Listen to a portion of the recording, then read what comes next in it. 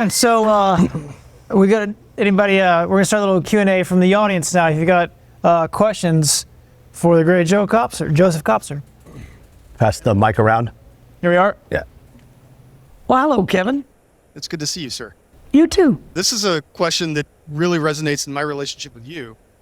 What role do you think other veterans who are more experienced post-transition are playing in newer veterans who are coming out into the business community? I was one of the people who helped build the national security innovation community here in Austin. And when I showed up here in 2018, my command sponsor was Joseph Kopser. So the answer to that question, and for those of you who didn't hear it, was how do vets that are already out and been out for a while reach back to help those that are just coming out? Well, there's a bunch of different ways you can do it. The first way you can do it is just put a sign out, literally and figuratively, that says, I'm here to help.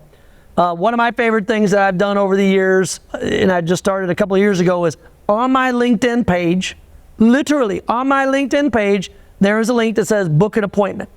Now it's only 15 minutes and it's, it goes quick and you schedule it out 1 or 2 months.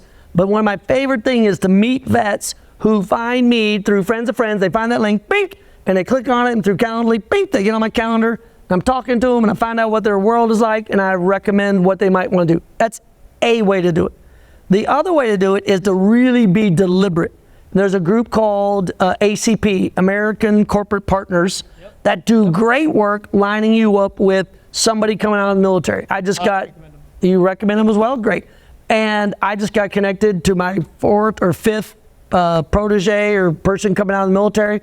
She is an amazing Air Force officer that is coming out looking for new opportunities. I'm looking forward to my first meeting with her. And then more importantly, to the larger point of Kevin's question is, I'll kind of circle back to what I said a little bit in the beginning, which is people will be what they can see. We're one of the smallest communities in the country. We're not a community by outward identification. Like, it's not a question of gender, it's not a question of color, skin, or religion or anything. Like, we all chose to be in this community. And so if you're just walking down the street, sometimes it's really hard to know who this community is because you can't look at us and see who we are. So we have to be deliberate about A, reaching out to let others know we're here for you. That's one. And then B, the most important part, is those that are coming out need to raise their hand, not be shy, and say, I don't have a clue what I'm freaking doing. Luckily for me, I had Craig Cummings. Craig Cummings was my, guide and shepherd and, Sherpa, kind of taking me through this process, and poof, worked out just fine. I love the fact that Kevin is thriving now and he had a lot of Sherpas helping him. And if you don't have someone guiding you through, like a scout taking you through what was that? What's that term we have? We're crossing boundary lines. I've forgotten that. Passage of lines. Damn, Tim Hayden, thank you. Some people forget and some people don't. But passage of lines, that's really what it is. Lauren, I'm saying right now, next year's Leading to Win conference might have to be passage of lines. I will mark that, Joseph. And I want to call out Kevin, who is also a mentor in his own right. And if you are interested in learning how to navigate the SIBR process, you should definitely be talking to this gentleman. So Joseph, you called out ACP, American Corporate Partners. I just got off a call with them today. We will now be the Texas liaison for American Corporate Partners for their new venture program. They have been doing traditional mentorship for many years. Last year, they launched a program specifically for veteran and military-connected entrepreneurs. So if you are interested in learning more, come back next month because we're going to be talking all about it. Now, who else? The goal of the Q&A, and thank you, Andrew, for kicking us off. Oh, my name is Lauren Posler. See, good job. See, we were waiting, Kevin, weren't we? If we haven't met, I'm looking forward to meeting you. Thank you to Joseph, to Andrew, to Jeremy, Joanna, Patty, and the team, our friends at JP Morgan Chase for hosting us tonight. The goal is to network, y'all. So when you're asking Joseph questions, Jeremy or Andrew as well, we want to hear your name. We want to know a little bit about you. And then if you have a question for our guests, wonderful, we want to hear it. But it may be you have a question for your fellow audience members and you want to set yourself up for some conversations to follow. So who else either has a question or would like to share? Adam, my friend.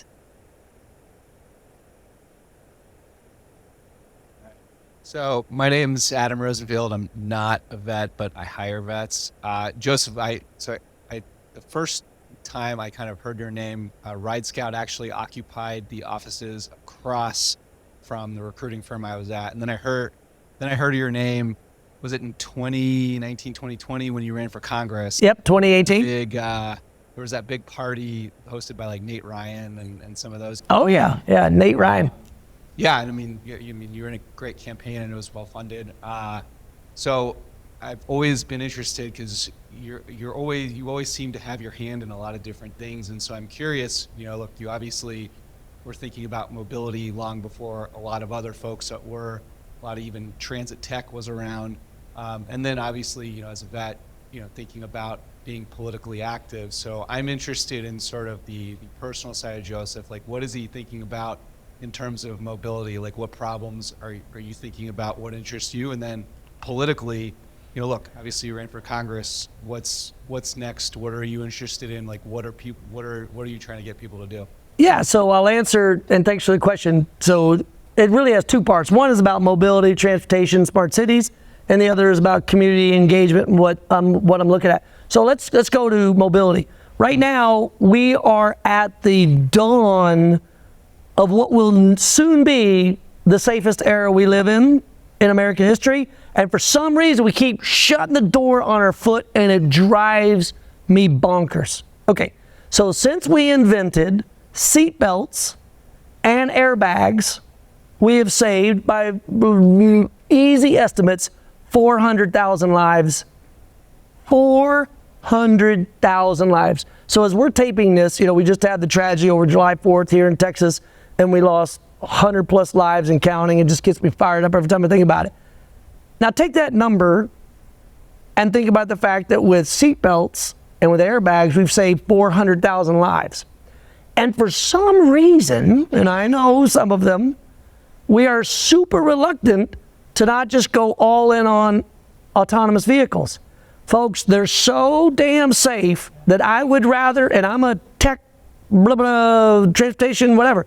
If my daughters were learning to drive again, I would find a way to not let them learn to drive again.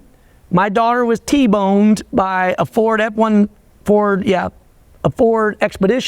that she pulled out in front of. It was her mistake. She'll be the first to tell you.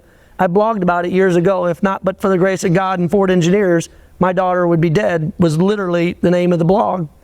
So why we have not allowed autonomous vehicles, which are so much safer than us, to take over, we're literally allowing, and this is not an exaggeration, we as the American people, until we insist that our elected officials allow autonomous vehicles to be, what's the word, ubiquitous? Everywhere?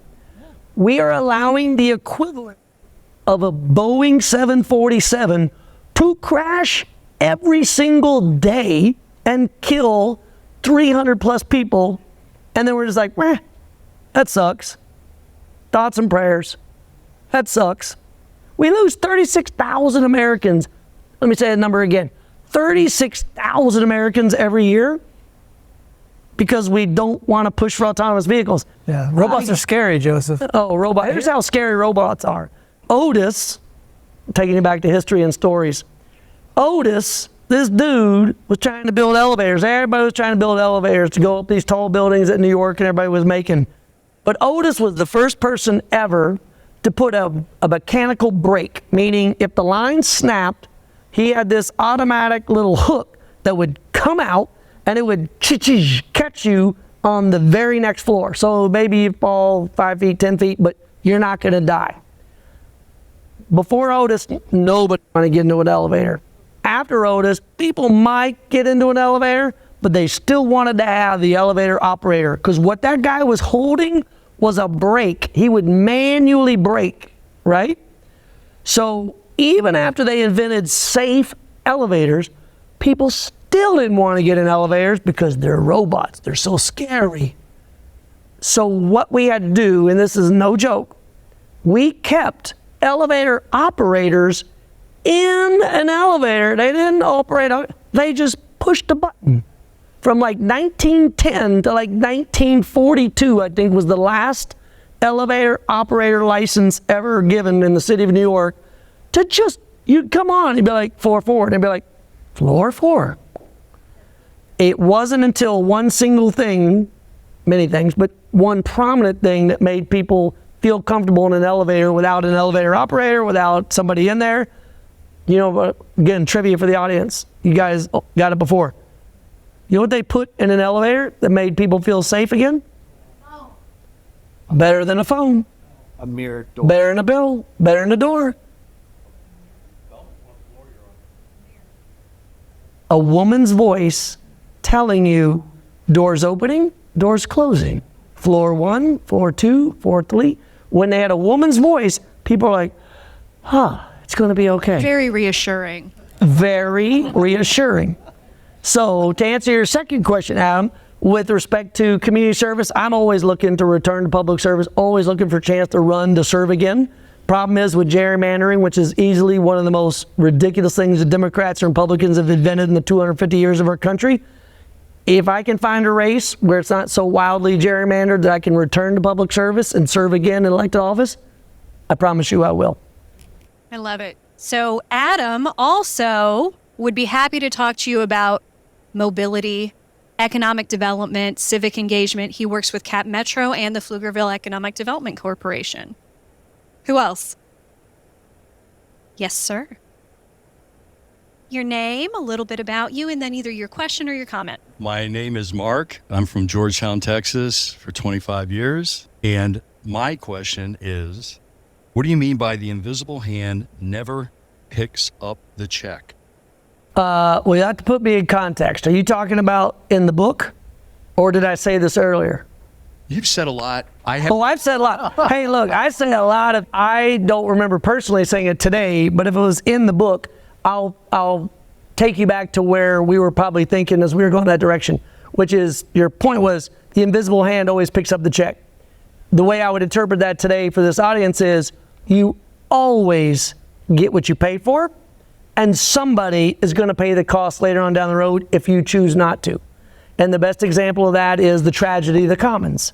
The tragedy of the commons goes back to, literature and Adam Smith and early economics.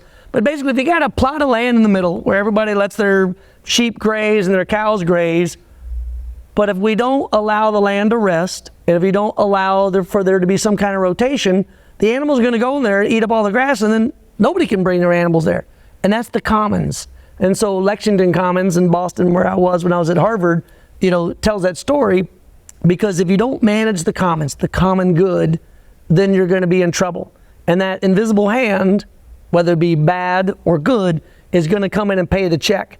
You just want to make sure that you're doing the right thing and sharing the burden as a society together, because if not, the evil forces or Mother Nature's going to get a vote, or somebody's going to get a vote and come in and make it very bad for you. So I say a stitch in time, as my grandmother would say, a stitch in time saves 9. Pay that bill up early when it's cheap, rather than paying it later when it's expensive. So Joe, can we say quality pays, it doesn't cost? Oh, absolutely. And then with the military, we have to be low cost provider. So how can we address that? Well, that's a question for another day.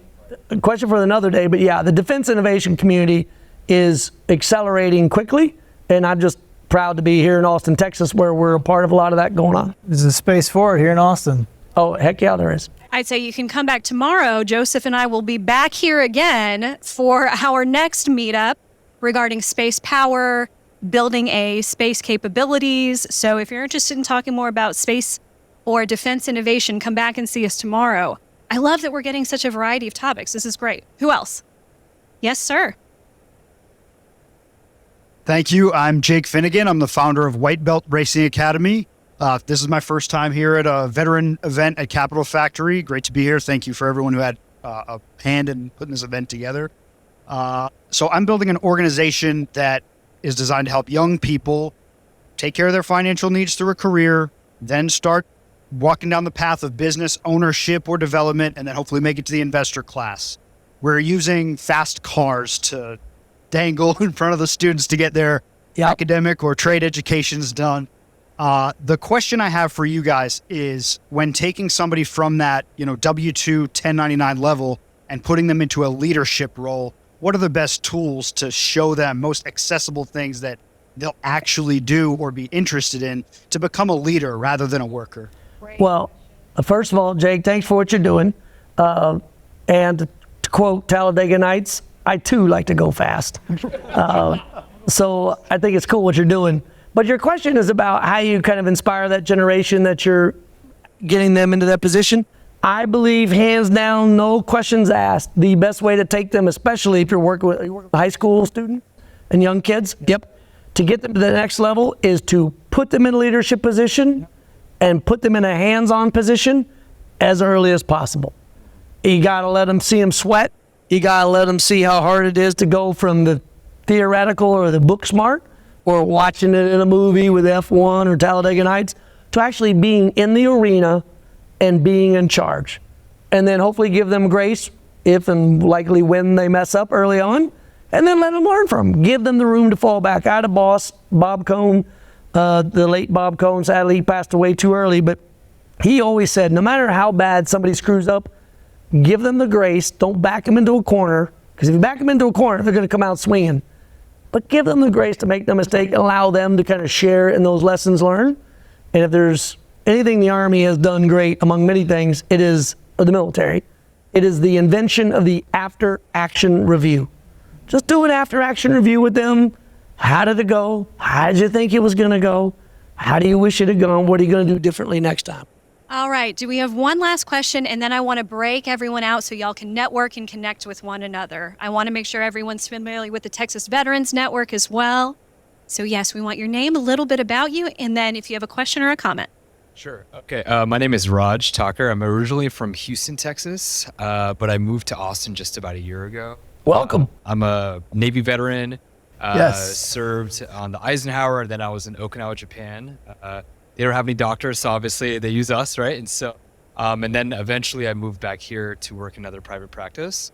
And the question I was going to ask you is, what do you feel is one of your largest or biggest mistakes, and how do you feel that has actually transformed you to who you are today? So the question was, what is one of my largest mistakes? Or first of all, folks, we've been here for almost an hour. We would need 4 more hours for all of my mistakes. I can't even tell you the long list. But before I go into a mistake, you mentioned the USS Eisenhower. I have to do a quick shout out to my West Point classmate, Paul Campagna. He is a West Point grad.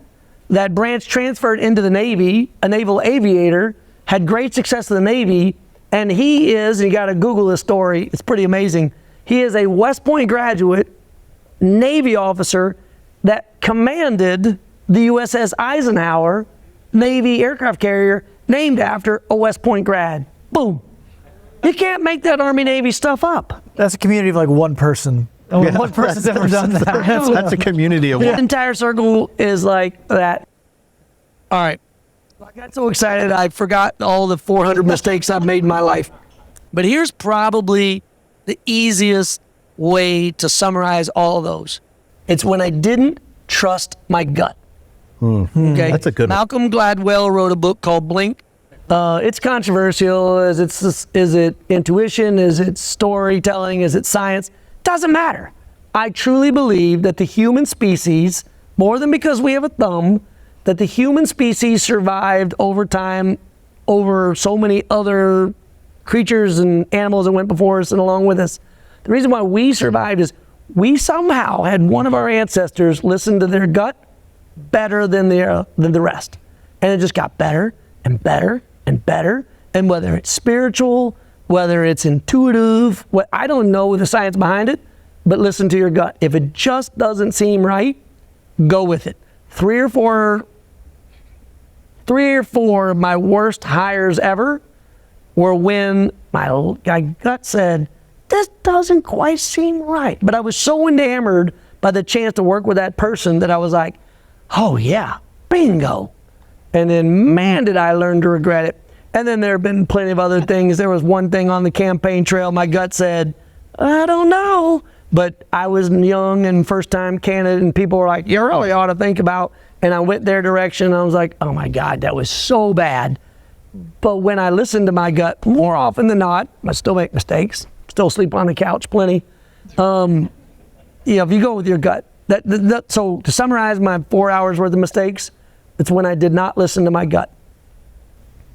Thank you, Joseph. And great question again from Raj and everyone who shared. Let's give a big round of applause for Joseph, for Jeremy, Joseph. and Andrew. Thank you very much. Thank you so I much. appreciate this. Thank you very much. Okay.